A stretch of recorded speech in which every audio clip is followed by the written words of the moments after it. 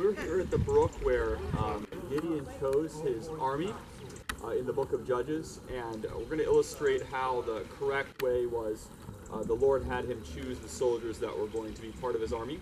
The ones that kneeled down into the water like this to drink. Those soldiers were not, weren't picked by the Lord. Of course, with an enemy army nearby, that wasn't the safest way to do things. Then there were ones that just kneeled upon their knees to drink and were getting the water like this. And those ones also were not chosen, because here, even though it's better than just going over all the way, you still actually are not immediately ready for battle. But the 300 men that the Lord had Gideon use in his victory in battle were the ones that kneeled down like this to get the water.